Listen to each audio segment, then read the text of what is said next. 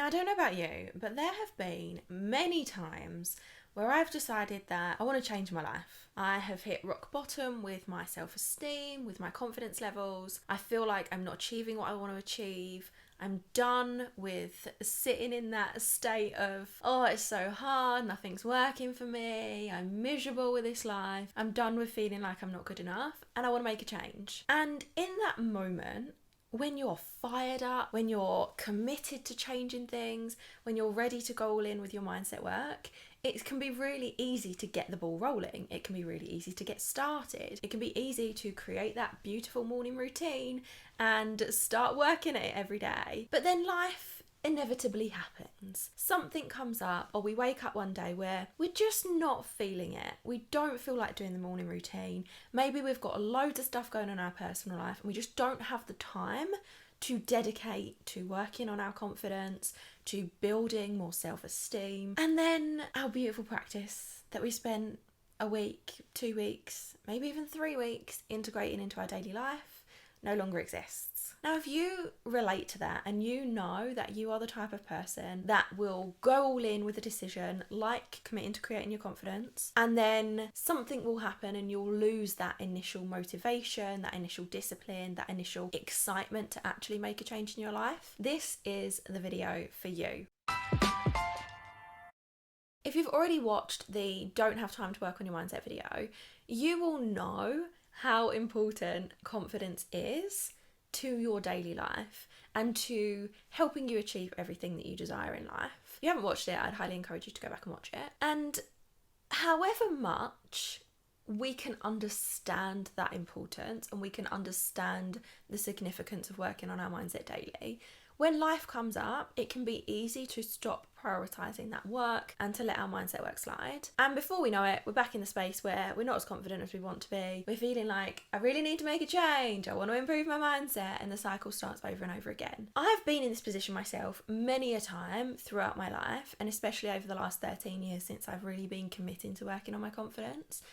And one thing that has helped me stay dedicated to improving myself, my self-esteem, my self-confidence, my self-belief, is finding an anchor. So finding something to anchor into that I deem more important than myself. So yes, we want to do this stuff for us. Yes, we want to do this work for ourselves to improve our own lives, to achieve the things that we want to achieve.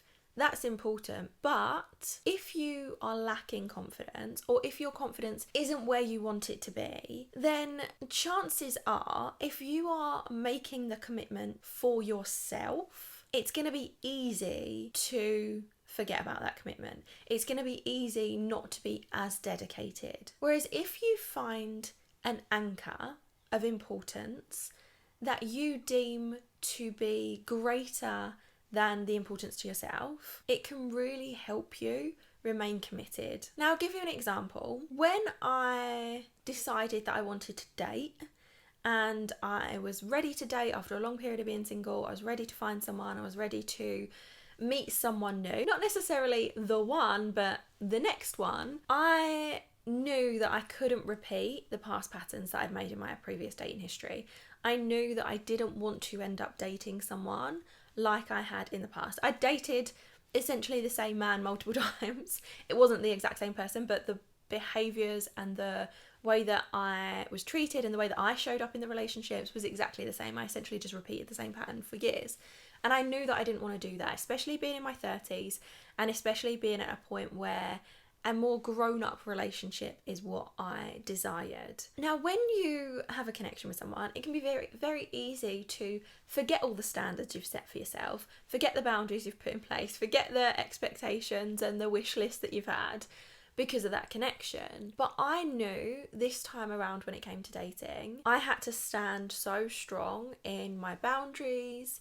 I had to keep my relationship standards high for me, but also, and this is where the anchoring bit comes in, also because I became an auntie. So when I turned 30, a few months later, I became an auntie for the first time, and now I'm an auntie to two. And the moment I became an auntie to my niece, I knew that from now on, I could never date someone like I had in my past. I could never date someone who wouldn't treat me right. I could never put myself in a relationship where my needs would be ignored, that was codependent, that was unhealthy, that was full of toxic behaviours. Yes, for myself, because of the work that I'd done on myself, but also for my niece. I couldn't have my niece grow up and see me accepting shitty behaviour and her thinking that it's okay for her to receive that behaviour and her to accept that behaviour. So whilst dating someone kind and generous and thoughtful and caring was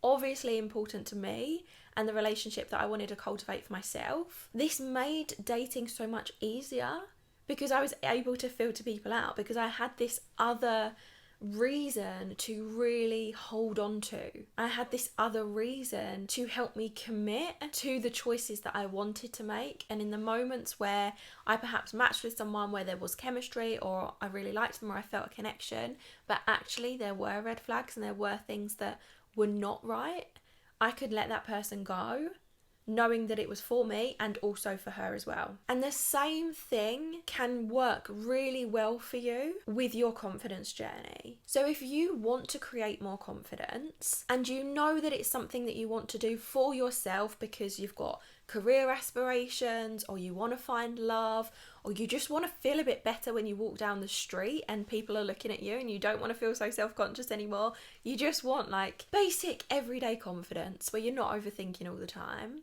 do that for yourself, but also find an anchor and a secondary reason that can become your primary reason if you want to do that for. This will help you commit to creating more confidence, commit to the mindset work, commit to the personal development. This will make it easier for you to prioritize that work and to not fall off the wagon, as it were. I would love to hear what your anchor is going to be. If you feel comfortable to, then please share it in the comments, or you can send me a message on Instagram at RebeccaLucyH. I would love to hear from you, and if there is any type of video that you would like me to create for you around confidence, then do let me know, because I'm happy to do that for you. Let me know how this landed, and I will see you in the next one.